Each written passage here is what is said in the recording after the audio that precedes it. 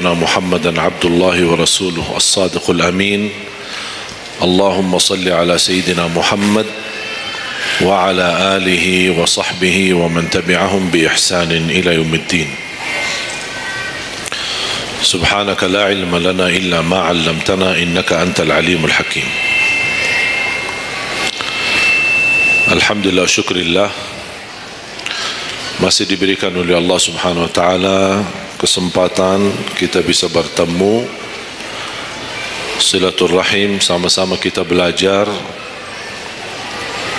dan mempersiapkan diri untuk menyambut bulan suci Ramadan. Tidak terasa begitu berjalan waktu. Perpisahan dari bulan suci Ramadan, sebentar lagi menyambut bulan suci Ramadan. Kalau 1 tahun sudah berlalu, kira-kira 30 hari Ramadan bagaimana? 1 tahun sudah begitu luar biasa cepat. Dan ini menjadi bagian dari umur kita. Bertambah 1 tahun, berlalu 1 tahun, berarti akan melangkah lebih dekat kepada kematian.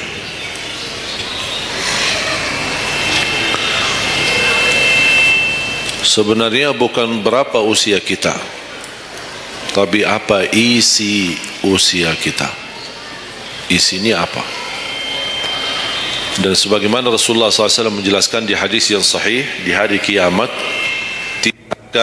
tidak akan tergeser kaki seorang sambil ditanya oleh Allah 4 pertanyaan. Berarti kita akan menghadapi 7 pertanyaan. 3 di kuburan, menghadap munkar nakir, man rabbuka, ma dinuka, man nabiyuka. Yang tersisa 4 nanti di hari kiamat, sebelum dimulai hisab, sebelum tergeser kaki kita ke surga maupun ke neraka, ditanya oleh Allah Subhanahu wa taala 4 pertanyaan. Yang pertama, lan tazula qadama 'abdin yaumal qiyamah hatta yus'ala an 4. Tidak akan tergeser kaki seorang di hari kiamat sampai ditanya oleh Allah SWT 4 pertanyaan. Yang pertama, an umurihi fima afnah. Umurnya apa yang kamu lakukan. Allah tidak akan tanya berapa usiamu, tapi apa yang kamu isi dalam usiamu. 60, 70, 100 tahun, kurang, lebih, Allah tidak berdulikan berapa usia kita. Bahkan banyak para sahabat ketika ditanya usiamu berapa, dia menjawab usia saya 10 tahun. Padahal sudah tua, sudah di atas 50, ada yang di atas 40. Tapi kenapa begitu ditanya soal umurnya dia menjawab 10 tahun? Ternyata mereka menghitungkan usia yang sebenarnya adalah usia yang terisi taat. Masa jahiliyah, sebelum datangnya Islam, mereka menganggap itu semua usianya sia-sia.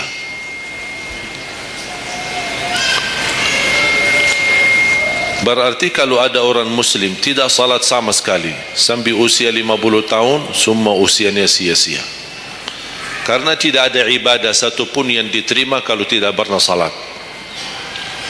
Biarpun dia haji setiap tahun, puasa setiap Ramadan, dia bersedekah, berinfak setiap hari, tapi tidak pernah salat 5 waktu sama sekali, sia-sia amalannya. Karena pertama yang akan dihisab oleh Allah salatnya. Kalau salat itu beres, baru akan ditanya yang lain. Kalau salatnya tidak ada, Allah tidak perlu bertanya yang lain. Makanya saya selalu berkata, khususnya para pemuda-pemudi, seberapapun dosamu, jangan tinggalkan salat. sebesar apapun dosamu, jangan tinggalkan salat. Karena salat itu ibadah yang langsung menyambungkan kita sama Allah, tali hubungan kita sama Allah. Kalau tali hubungan kita sama Allah terputus, tidak ada tali yang bisa sambung lagi. Dan selama anda menjaga salat, berarti masih ada harapan masuk dalam golongan yang akan diampuni Allah. Ada ampunan, ada harapan ampunan. Tapi kalau tidak salat, terus bagaimana Allah ampuni kalau tidak mau bertaubat? Banyak orang berkata, saya malu, atau dia merasa ada bisikan di hatinya, buat apa lo salat? Ngapain? Perilaku kamu aja tidak benar, sama orang tua aja tidak benar, dosamu tidak pernah henti-henti, percuma salat, tidak usah. Itu ingat bisikan syaitan. Karena syaitan ingin semuanya sekali-kali rusak. Kalau berbakti baik belum sempurna, masih banyak dosa maksiat, banyak kerusakan yang lain, tapi masih terjaga salatnya, ada harapan diampuni dosanya. Jangan sampai syaitan berhasil menggoda kita sekalian tidak salat. Oh, sudah hancur, sudah rusak yang lain, ditambah lagi parah, tinggalkan salat. Atau ada orang taubat, selama dia tidak salat, lancar, beres, aman, tidak ada apa-apa. Begitu dia taubat, dia merasa sedih, menyesal, dia mulai menjaga salatnya. Hilang motornya, kehilangan kerjaannya, diuji sama Allah SWT dalam rumah tangganya. Setan datang, coba kamu aja dulu biasa-biasa aja, tidak pernah ada ujian. Begitu anda mulai salat, ada ujian. Ngapain? Udah berhenti aja salat, nanti kembali beres. Berhenti salat. Pas begitu dia keluar masih kehilangan motor. Ya Allah, gimana? Saya selama ini tidak pernah salat, tidak pernah hilang motor. Begitu saya mulai salat, malah hilang motor saya. Datangnya setan di situ. Coba kalau kamu tidak salat, tidak bakal hilang motornya. Akhirnya dia merasa nyesal, dia berhenti. Berarti niatnya bukan taubat, niatnya salat. Ya Allah, mohon aku salat, tapi Allah jaga motor aku ya. Itu niatnya. Bukan salat karena Allah, tapi salatnya karena terjaga motornya. Itu beda niat. Berarti ketika kita berlaku ibadah, melakukan sesuatu ibadah, tapi ada ujian yang masuk, jangan anda salahkan ibadahnya, tapi salahkan niatmu. Ada apa dalam niatmu? Pasti ada salah niat.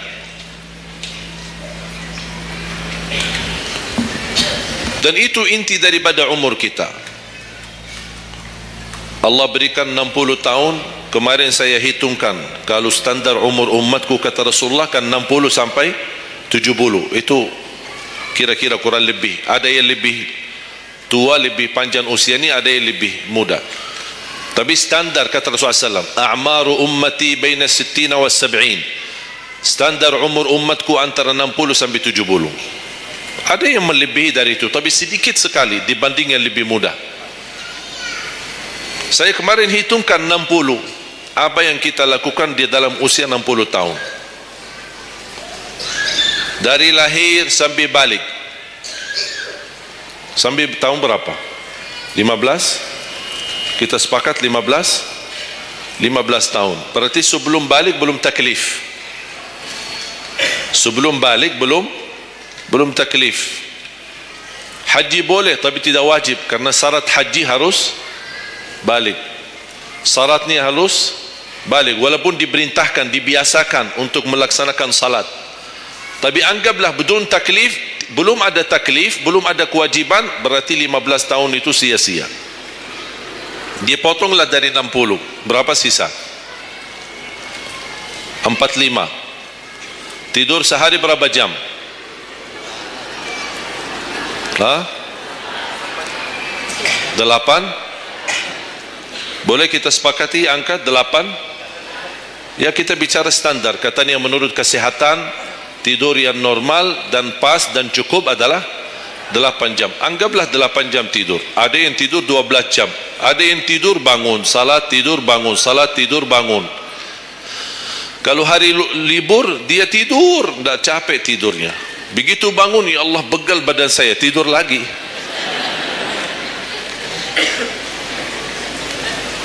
Saya hitungkan 8 jam. 8 jam dalam sehari berapa kalau dibagi? Dalam sehari. Sehari berapa jam? 24 jam. 8 bagiannya berapa jadinya? Sepertiga. Sepertiga sehari tidur. Sepertiga 60 tahun berapa? 20. 20 tahun ngapain? Tidur. 20 tahun cuman kerjaannya tidur. Mulai dari 8 jam. Coba, memang terlihat angkanya tidak terlalu besar. Tapi kalau dihitung dalam usia 60 tahun, 20 tahun tidur. Ditambah 15 belum taklif, jadi 35. Tersisa berapa dari 60? 25. Cari nafkah dan rezeki. Kerjaan, standar kerja, jam kerja berapa jam? 8. Berarti 60 tahun berapa jam? Berapa tahun kita kerja? 20 tahun. 20 tahun cari menjadi kaya. Tapi 20 tahun masih stres. Tak jadi kaya-kaya. Masih bermasalah. Ditambah habis 20 tahun pensiun, tambah hutang. Belum lagi hutang sana sini. Sekarang semua serba hutang. Dan yang aku heran, kenapa orang Indonesia suka berhutang? Ada masalah sedikit hutang. Sekarang HP cicilan bagus-bagus. Begitu saya kemarin diajak sama teman foto, saya lihat HP ini, Masya Allah HP yang terbaru ini. Maaf Pak, cicilan. Jadi jangan ditipu, jangan tertipu ketika anda melihat handphone baru sama orang, langsung anda baik sangka barangkali cicilan. Tidak ada yang sanggup cash. Cash itu 12 juta sampai ada 15 juta. Bawa mobil yang mewah, cicilan. Begitu pindah rumah, cicilan. Jalan-jalan besok juga nikah, cicilan. Semua serba cicilan. Dan terpengaruhi dengan promo sana ini, ada ini non persen, non ini apa, sini beli satu dapat satu, dan semua serba hutang. Tanpa kita sadar, tidak sadar, memang mudah kita awal-awalnya berhutang, tapi begitu sudah jatuh tagihannya pusing. Memang hutang ini bikin aku stres. Ada orang minta sama saya amalan. Ada enggak amalannya supaya saya bisa mengatasi masalah hutang ini? Saya bilang mudah amalannya, jangan berhutang lagi. Udah, sudah selesai. Hutang itu di dalam Islam dibolehkan kalau sudah benar-benar keadaannya darurat, sudah tidak ada solusi, tidak ada jalan, tidak ada yang bisa bantu, tidak ada yang bisa menolong, akhirnya terpaksa. Dan hati-hati dari riba. Jangan terpaksa nanti beralasan, ya Allah saya terpaksa menggunakan pinjaman bank tapi riba. Pinjam 100 juta kembalikan 120 juta. Dosa besar. Masih lebih ringan dosa zina sama ibu daripada terima uang riba. Na'udzubillah min zalik.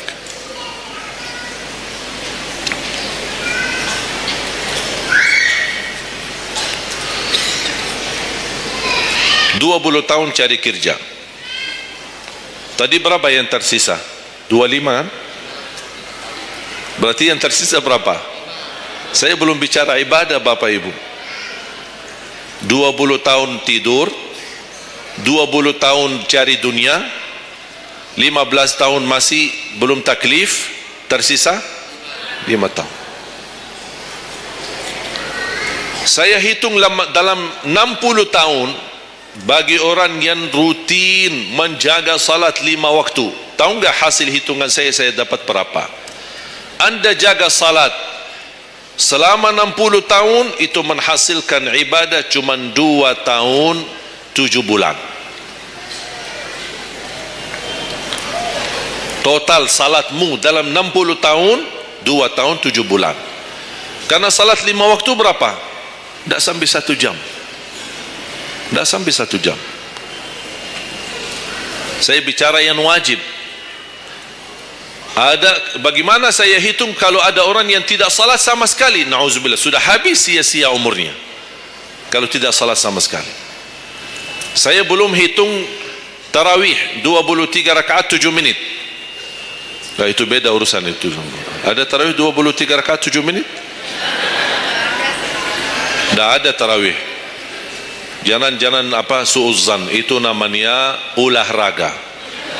Olahraga paling cepat selesai dapat juara 1. Jadi kita harus baik sangka, jangan suuzan, karena itu bukan salat.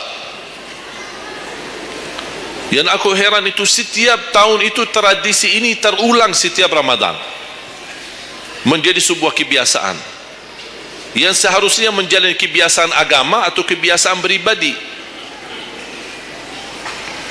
Dan kenapa itu hal menjadi betul-betul sesuatu yang kebiasaan, menjadi tradisi? Kenapa? Aku heran ini. Ada yang bisa jawab?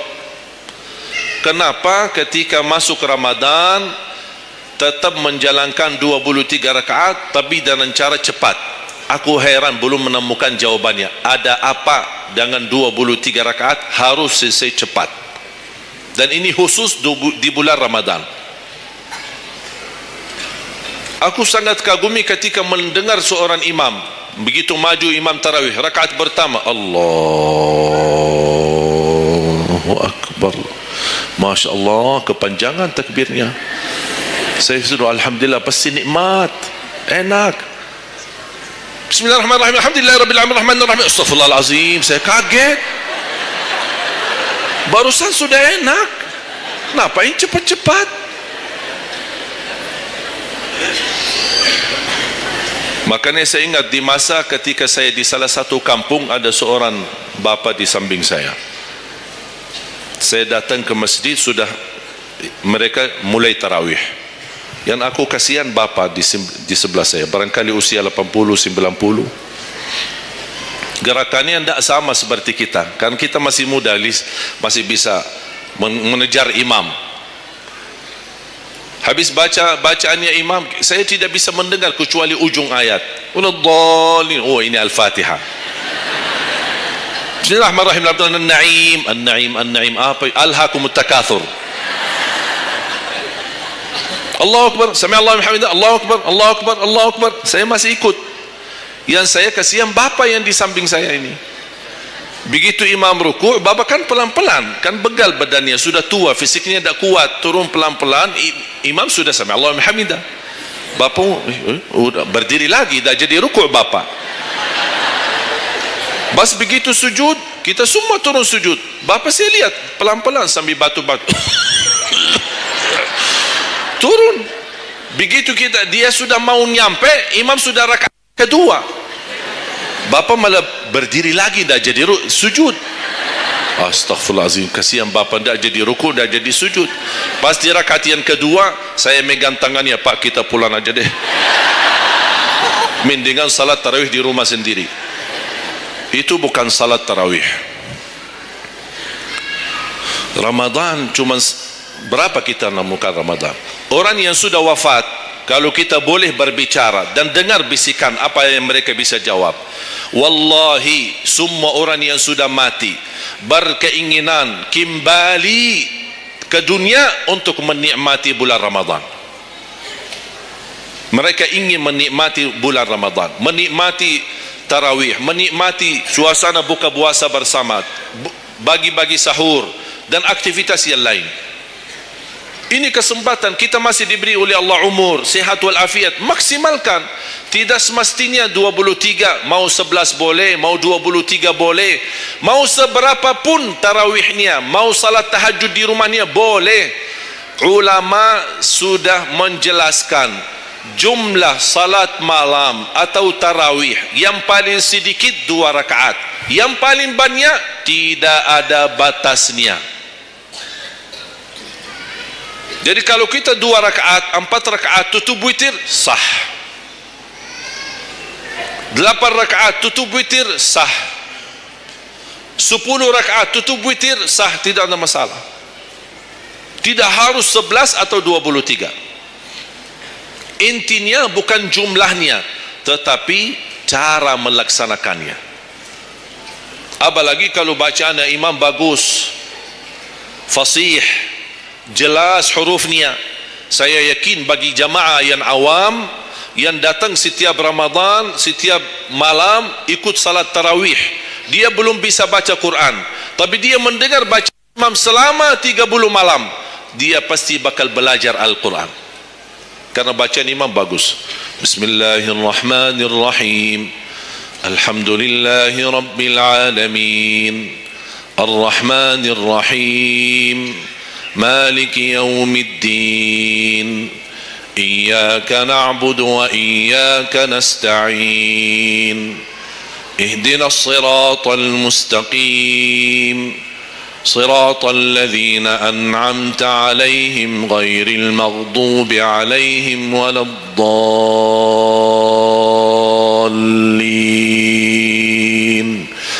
Amin.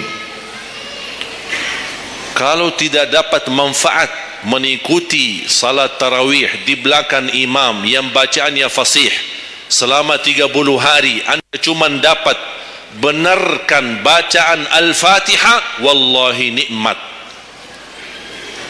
syukur. Selama 30 malam anda cuma dapat membenarkan bacaan Fatihahmu, sudah luar biasa.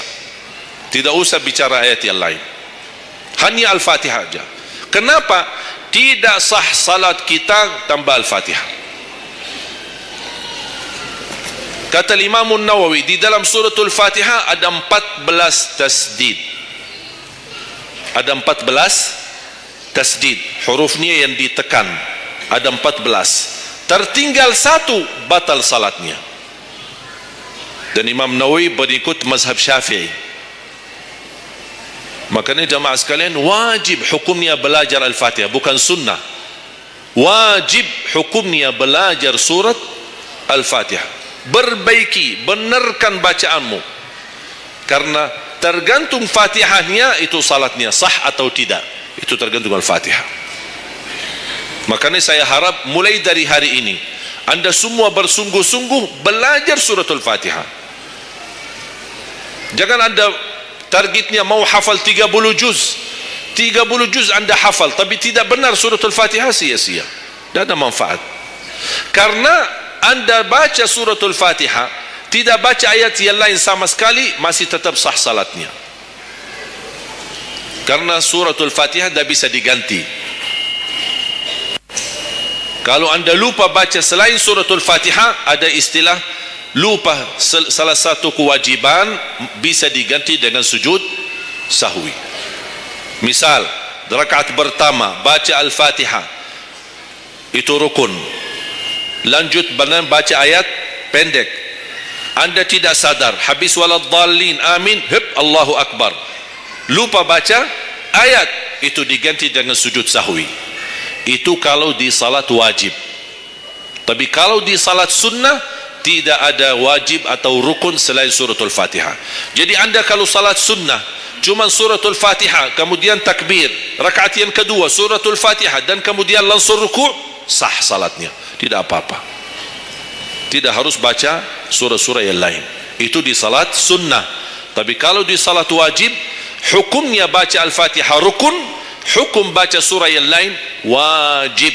Kalau terlupa, diganti dengan sujud sahwi. Sujud sahwi 2 kali sebelum salam. Habis tahiyat, sujud 2 kali, kemudian langsung habis itu salam. Dan habis sujud sahwi tidak bagi tahiyat lagi, sudah cukup tahiyat yang anda baca. Makanya kembali lagi jamaah sekalian, umur bukan berapa usianya, tapi apa isinya. Makanya Rasulullah SAW bersabda, ni'mal abdus salih man tala umur wa hasun amalu. Sebaik-baik hamba yang salih, yang panjang usianya, tapi baik amalannya. Baik amalannya.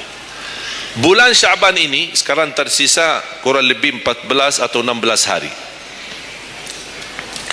Rasulullah SAW punya kebiasaan puasa Syaban full.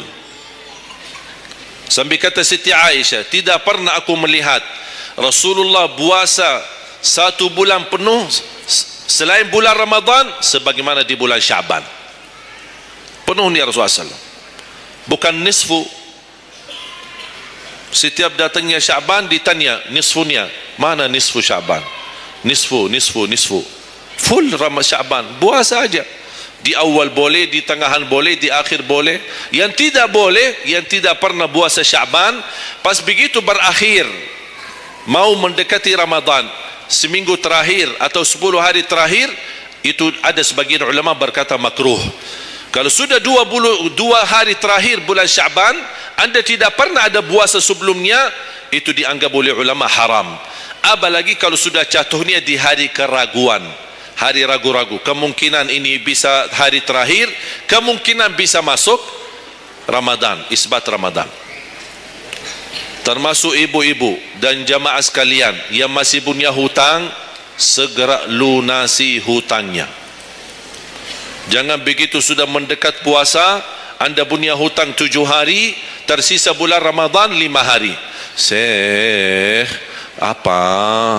Aku punya hutang 7 hari, sedangkan yang tersisa bulan Ramadan itu tinggal 5 hari lagi mau masuk Ramadan. Aduh, 1 tahun tidak pernah tanya.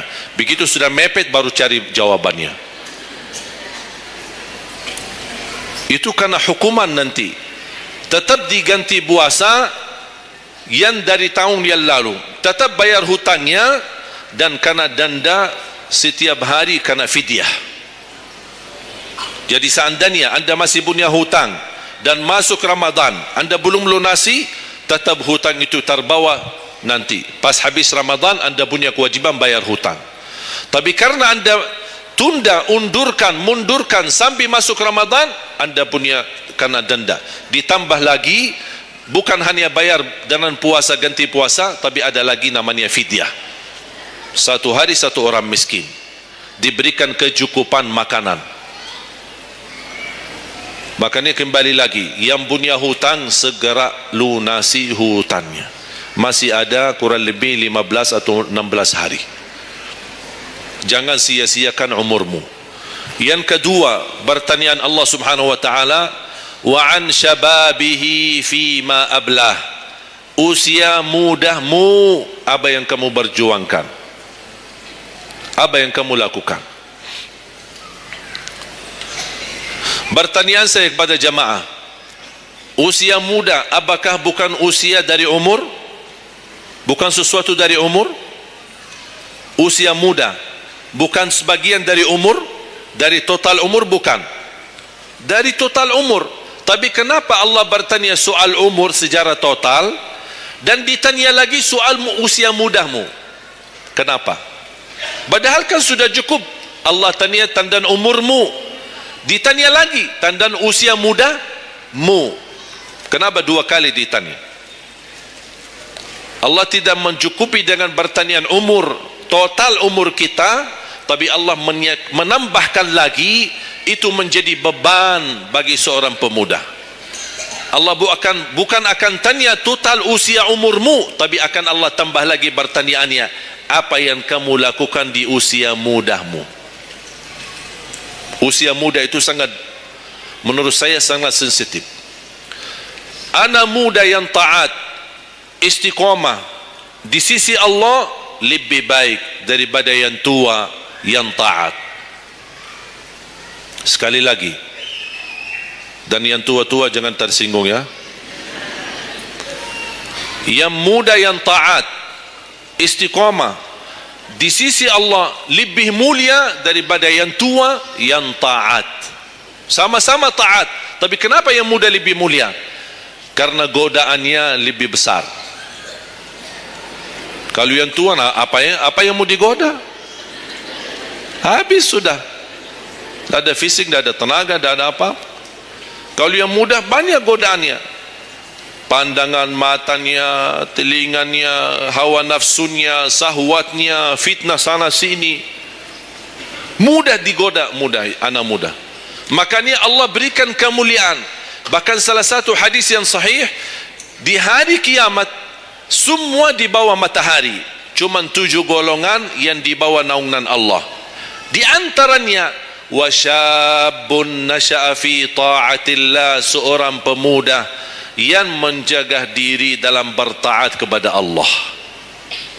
Dia dapat keistimewaan di hari kiamat bersama pemimpin yang adil, bersama seorang laki-laki yang tergantung dengan masjid berapapun usianya, ditambah lagi seorang pemuda yang bisa menjaga diri dalam bertaat kepada Allah Subhanahu wa taala. Dan kalau kita baca sejarah ulama, semua para berjuang untuk agama semuanya muda, tak ada yang tua. Bilal bin Rabah seorang pemuda, Abdullah bin Mas'ud penghafal Al-Quran seorang pemuda, Abdullah bin Umar seorang pemuda, dan banyak yang lain.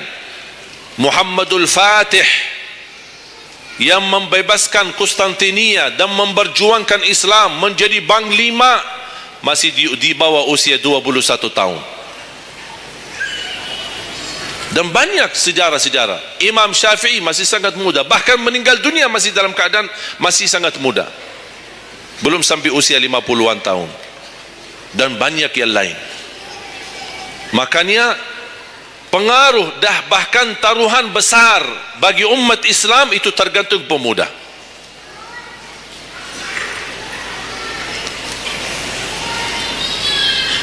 Kalau pemuda yang suka memakmurkan masjid, mencintai Al-Quran, dan dia bisa menjaga diri, dan dia bisa berbakti baik sama orang tuanya, dan selalu menjadikan target utama ridha Allah, wallahi Indonesia makmur.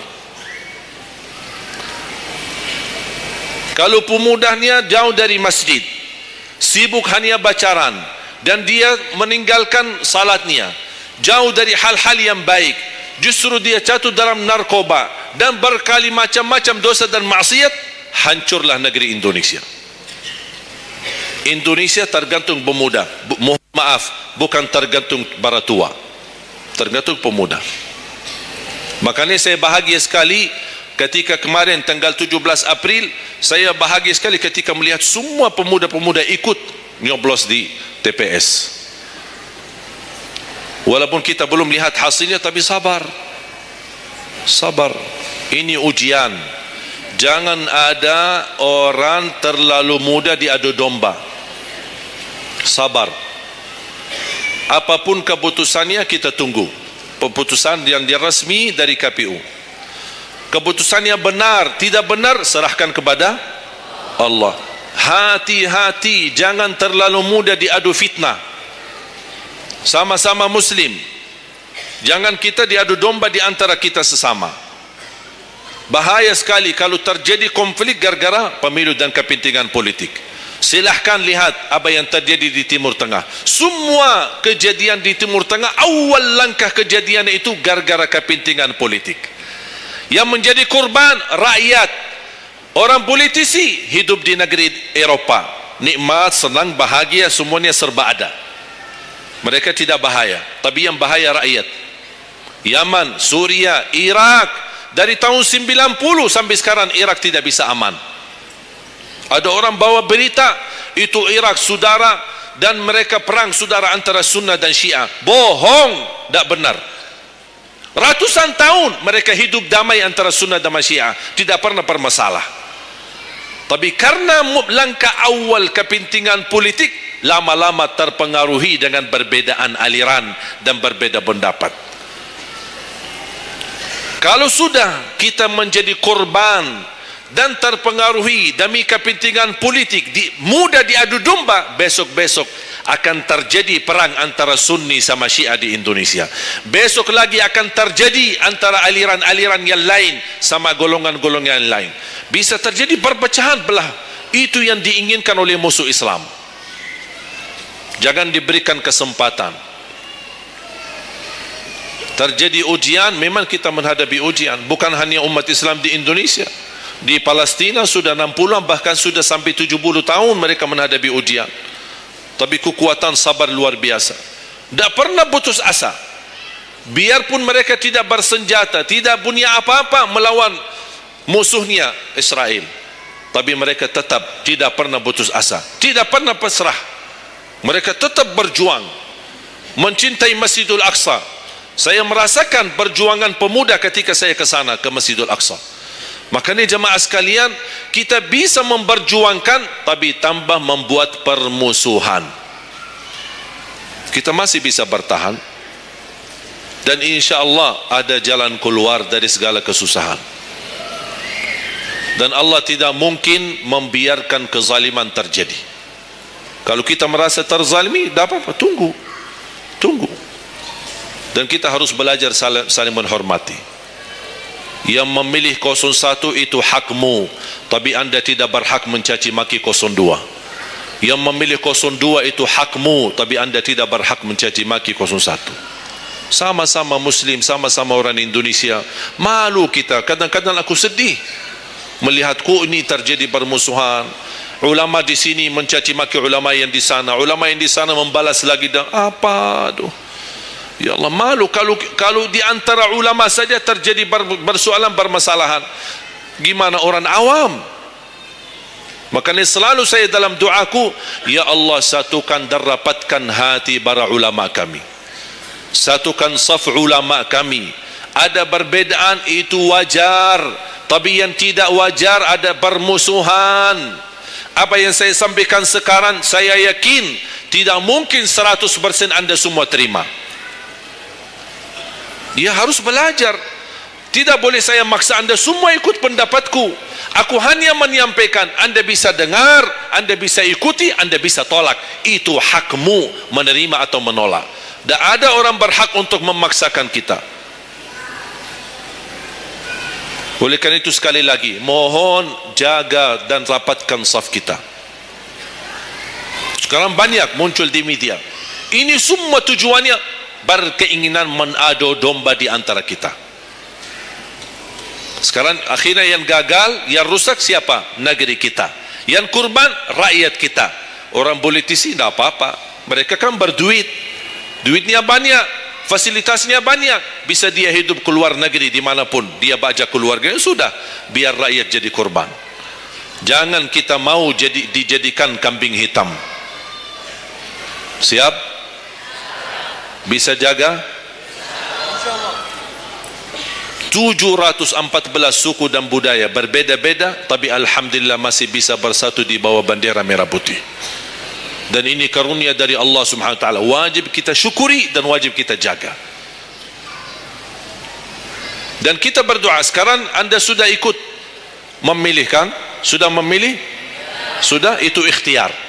Anda sudah selesaikan tugasmu. Sekarang apa yang harus kita lakukan? Doa, memohon pertolongan dari Allah. Biar Allah yang memilih mana yang terbaik. Ya Allah, kami sudah berusaha, kami sudah berikhtiar, pimpinlah kami, anugerahkanlah kepada kami pemimpin yang takwa, yang adil, yang amanah, yang mencintai agamamu, yang mencintai ulama, yang bisa melayani rakyat dengan ikhlas. Itu doa kita. Kalau boleh setiap tahajud, setiap sujud, habis duha, habis salat wajib, terus doa seperti itu. Saya punya kebiasaan ketika mengajak jamaah umrah, saya haruskan kepada semua jamaah ketika kami tawaf maupun sa'i, wajib paling tidak 1 kali tawaf, 1 kali sa'i, khusus doakan Indonesia. Karena Indonesia apalagi saat ini sangat membutuhkan doa kita. Sebagaimana kita berduli kepada saudara kita Palestina dan kita bantu, kita mendoakan. Kalau Indonesia tidak perlu bantuan dana, tapi butuh doa kita. Makanya jangan pelit untuk mendoakan negeri kita Indonesia. Faham? Yang ketiga,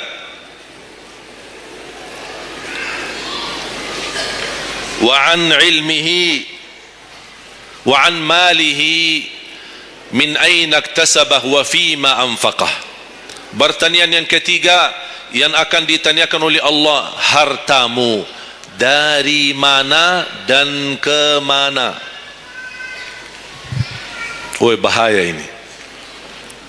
Kadang-kadang ada orang sumber dananya halal, Tapi pengeluarannya bebas, semuanya boleh. Itu bertanggungjawabnya.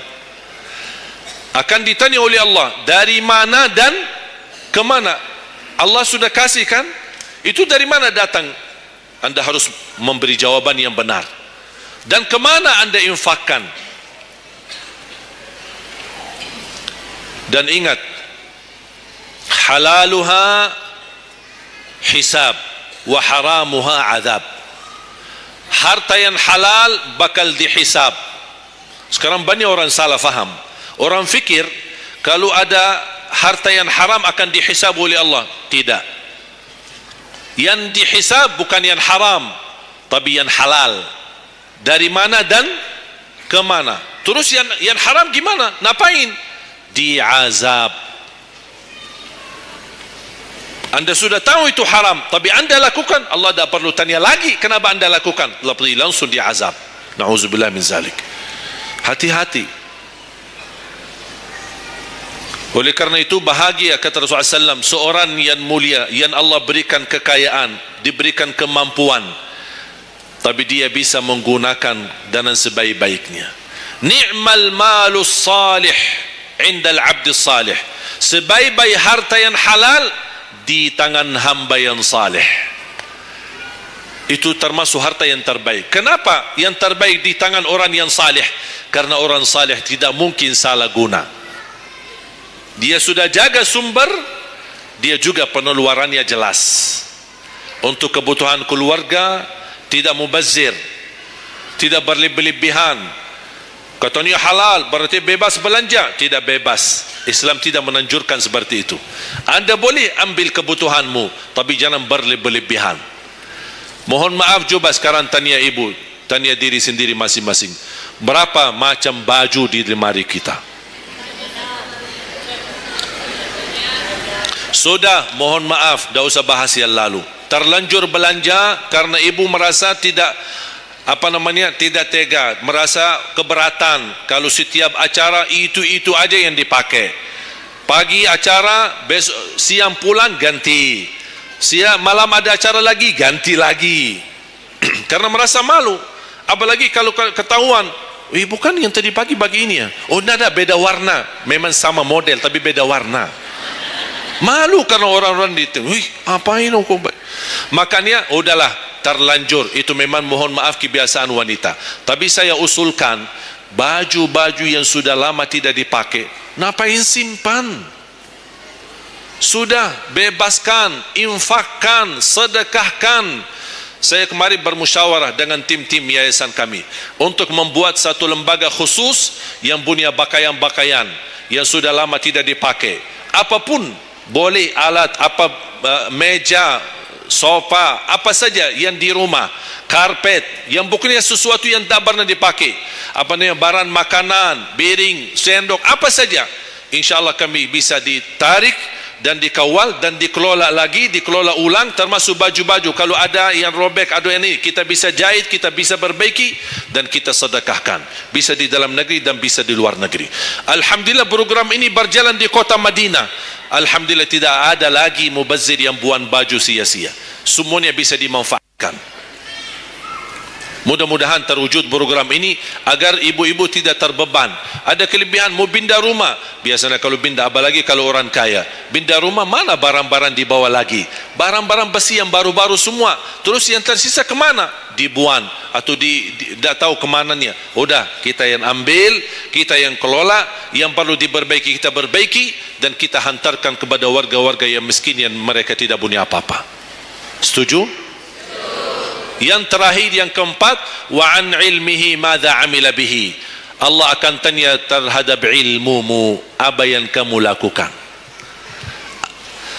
Jadi jamaah sekalian, intinya bukan berapa banyak ilmumu, tapi berapa yang Anda amalkan. Oleh karena itu jangan terlalu banyak belajar. Belajar dan amalkan. Walaupun Anda belajar cuman sedikit, itu jauh lebih baik daripada Anda banyak belajar tapi tidak sempat mengamalkan. Belajar, amal, belajar, amal. Dan ilmu yang bermanfaat yang diikuti dengan amalun salih. Ada orang Masya Allah semangat, ke sana belajar, sana belajar, sana belajar, tapi tidak pernah mengamalkan. Dikasih amalan zikir, wirid, tidak diamalkan. Ditambah lagi amalan yang kedua, tidak diamalkan. Akhirnya terbeban, banyak amalan belum ditunaikan. Itu menjadi beban. Nanti di hari kiamat Allah akan tanya, sudah berapa lama kamu belajar? Sudah berapa banyak ilmumu? Apa yang kamu amalkan? Oleh karena itu jamaah sekalian, tolong jaga. Boleh anda belajar, tapi anda amalkan. Kalau ada orang berkata, daripada saya salah, ya udah tidak usah belajar. Oh, bahaya lagi. Ada orang berkata, daripada saya perlumpun dan bisa mengamalkan, mendingan saya tidak usah banyak belajar. Udahlah, biar saya tunaikan dulu yang sudah saya belajari. Tidak, tetap anda belajar dan mengamalkan sesuai kemampuannya. La yukallifullahu nafsan illa usaha. Walaupun anda belum tunaikan seluruh amalannya, tidak apa-apa, tapi anda sudah ada niat, anda sudah ikhtiar, anda sudah tunjukkan yang terbaik, tapi kemampuannya memang sampai segini, kemampuannya memang terbatas, tidak apa-apa. Allah melihat anda sudah bersungguh-sungguh untuk mengamalkan apa yang anda belajari. Oleh karena itu saya kasih satu amalan, insya-Allah mudah-mudahan bermanfaat. Sedekah subuh. Sedekah subuh, kenapa saya berkata sedekah subuh? Bukan berarti tidak boleh sedekah di waktu yang lain. Semua sedekah boleh di setiap waktu dan setiap saat, hari Jumat maupun selain hari Jumat. Tapi sedekah subuh itu termasuk sedekah yang terbaik. Kenapa? Bukan kata saya, tapi kata Rasulullah sallallahu alaihi wasallam. Setiap waktu subuh Allah turunkan malaikat, tugasnya mendoakan orang yang bersedekah subuh hari. Allahumma a'ti munfiqan khalafa. Ya Allah, ganti yang lebih baik bagi orang yang infak di subuh hari. Ibu-ibu lagi halangan tidak salat, sebelum beraktivitas isi sedekah subuh. Anda tidak usah susah-susah mencari anak yatim dan orang miskin di subuh hari. Mulai hari ini masing-masing bikin kotak amal atau botol atau kaling, simpan di rumah. Setiap habis salat subuh sebelum beraktivitas isi sedekahnya. Apalagi kalau sedekah itu disertai doa. Begitu anda sedekah, sebutkan hajatmu. Ya Allah, dengan berkah sedekah ini, ya Allah, saya ingin nikah, mudahkan jodoh. Nikah lagi juga boleh doa, tidak apa-apa. Ada yang sedang melamar kerjaan, anda isi wallahi dahsyat, amalan ini wallahi dahsyat, manfaatnya banyak untuk menyembuh penyakit, menabulkan hajat, memudahkan urusan, dan tidak pernah saya sampaikan amalan ini, semua alhamdulillah berhasil mendapatkan hajatnya. Begitu anda isi doa, ya Allah, dengan berkah sedekah ini mudahkan lamaran kerjaan saya. Ya Allah, dengan berkat sedekah ini mohon titipkan pahalanya untuk kedua orang tua saya. Kalau ada yang merasa dirinya suka marah, suka emosi, ya Allah, dengan berkat sedekah ini tenangkan hati dan jiwa saya agar tidak emosi lagi. Ya Allah, dengan berkat sedekah ini karuniai kepada aku anak penghafal Al-Quran. Bu, jemaah sekalian, saya berkeluarga 12 bersaudara, timnas, dan kami memang sudah disusun satu lusin 12 ini mempersiapkan kalau timnas kita belum mampu membawa juara, insyaAllah kami sekeluarga siap mengganti timnas. Alhamdulillah, dari saudara saya 12 ini 10 penghafal Al-Quran. Tapi orang tua saya awam, percaya enggak? Orang tua saya bukan ulama, bukan kiai, bukan ustaz. Ayah saya belajar kelas 3 SD. Ibu saya tidak pernah masuk sekolah sama sekali. Sampai usia 40 tahun masih buta huruf, tidak bisa baca Quran. Tapi Allah berikan karunia keturunan penghafal Al-Quran. Berkat apa? Salat mereka dan sedekah mereka, termasuk doa. Itu berjuangan mereka. Alhamdulillah, sekarang ayah saya, ibu saya penghafal Al-Quran, yang jadi gurunya anaknya sendiri. Sekarang di Indonesia saya bawa 5 adik saya dan ditugaskan menjadi imam tarawih. Saya bawa mereka pindah dari Arab kemari. Ada 5. Yang perempuan sudah dinikahkan sama orang Indonesia, orang Jakarta. Dan saya dorong adik saya yang perempuan untuk menghafalkan suaminya biar jadi penghafal Quran. Yang 4 laki-laki, ada yang 2 bawa istrinya masing-masing dari Arab, yang 2 lagi saya nikahkan di Indonesia sama orang Indonesia. Ada 1 sama orang Sunda, 1 sama orang Lombok. Jangan khawatir Bu, masih ada lagi. Bahkan saya dorong adik-adik saya semua wajib nikah 4. Masing-masing 4 istri. Kenapa? Supaya banyak keturunan. Kalau bisa setiap 1 istri 12, 1 lusin. Masya Allah, luar biasa. Mengapa? Karena kita punya perjuangan yang masih panjang. Cita-cita saya mencetak 1 juta penghafal Al-Quran di Indonesia. Ketika saya datangkan adik saya tugaskan sama mereka dan tegas, kalau kalian datang hanya mau berhiburan, pulang. Kalian di sini untuk bersama-sama memperjuangkan untuk mencetak 1 juta penghafal Al-Quran. Dan alhamdulillah program ini sudah jalan. Dan kita terus memperjuangkan. Dan saya harap semua jamaah insya-Allah berkenan terlibat dalam program ini. Cita-cita saya semua masjid se-Indonesia insya-Allah diimami imam penghafal Al-Quran 30 juz. Bahkan lebih hebat lagi cita-cita saya. Insya-Allah saya yakin akan terjadi. InsyaAllah di demikian hari, di waktu yang Allah insyaAllah tentukan, insyaAllah presiden kita penghafal Al-Quran. Coba, ya Allah, rasanya enak. Langsung diumumkan di Masjid Istiqlal, khatib dan imam salat Idul Fitri, penghafal Al-Quran 30 juz, Presiden Republik Indonesia. Oh, mantap. Imam salat Idul Adha, presiden kita. Salat Jumat, khatib dan imam, presiden kita. Tidak perlu ganti imam. Udah tidak perlu ganti imam, subhanallah, luar biasa. Coba saya kagumi ketika membaca dan melihat YouTube-nya Presiden Erdogan Turki. Walaupun beliau bukan penghafal Al-Quran, tapi murattal bacaannya beliau, masya Allah. Mana ada sekarang presiden di dunia Islam sebagaimana bacaannya yang benar. Ini sudah saatnya, tapi bukan sekarang ya, nanti maksud saya sabar dulu. Nanti jadi kacau nanti semua. Nah, sabar dulu. Insyaallah ada waktunya. Insyaallah. Mulai dari sekarang kita ayo bersama-sama mempersiapkan untuk kalau Anda gagal menjadi penghafal Al-Quran, jangan gagal anakmu, cucumu, generasi yang ini semua. Kita melihat, saya bangga. Kenapa saya semangat untuk mencetak 1 juta penghafal Al-Quran? Itu berkatnya acara Hafiz Indonesia. Nonton kan acara Hafiz Indonesia? Nangis ya? Alhamdulillah. Habis tisu kan? Tahu enggak salah satu karunia Allah untuk Indonesia? Ada teman saya berusaha punya TV di Arab. Beliau ingin membuka dan membuat acara Hafiz Indonesia versi Arab, tapi gagal.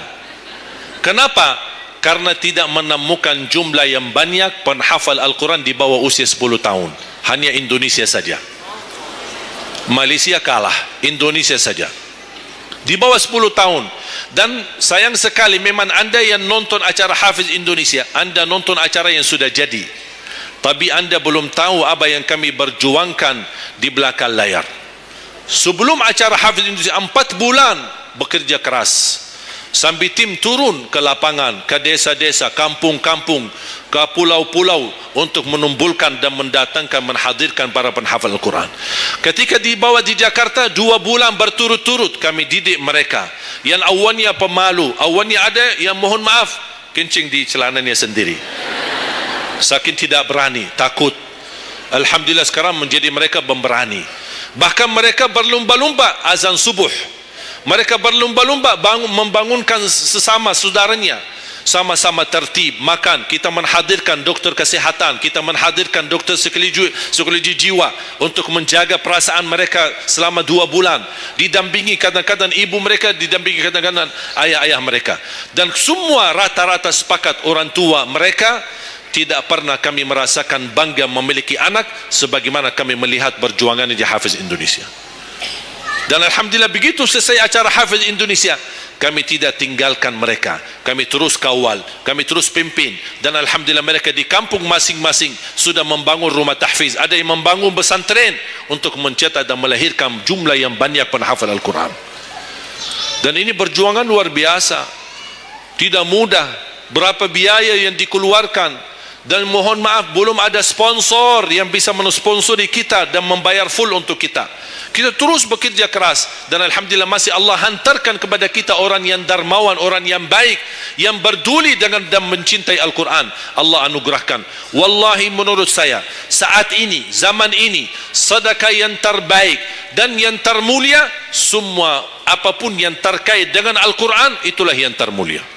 Makanya boleh anda ketika anda bersedekah, jangan lupa disertai doa. Di antaranya, anugerahkan ya Allah Indonesia menjadi negara Al-Quran. Tapi tolong fokus. Kalau anda isi sedekahnya, tolong disesuaikan. Jangan isi sedekahnya koin, teng, tapi doanya sampai terbit matahari. Tidak ada malunya. Kata Allah, koin-koin aja sedekahnya, doanya dah habis-habis. Hajatnya panjang, lebar. Malu kita. Bukan Allah tidak bisa, Allah maha bisa menabulkan hajat, tapi kita malu sama Allah. Kok cuma bikin teng, ya Allah, ya Allah, ya Allah, panjang.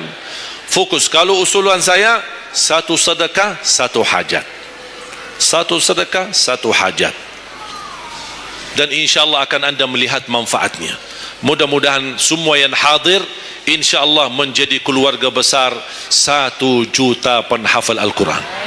1 juta mencetak penghafal Al-Quran. 1 juta keluarga Al-Quran yang insyaAllah akan membangun generasi baru yang membawa Indonesia menjadi baldatun tayyibatun wa rabbun ghafur, dan di masa yang akan datang insyaAllah Indonesia menjadi lebih baik. Amin ya rabbal alamin. Barakallahu fikum. Terima kasih, semoga bermanfaat. Kurang lebihnya mohon maaf. Mungkin ada panitia ingin menyampaikan selanjutnya. Wallahu a'lam. Subhanakallahumma bihamdika asyhadu an la ilaha illa anta astaghfiruka wa atubu ilaik. Wassalamualaikum warahmatullahi wabarakatuh.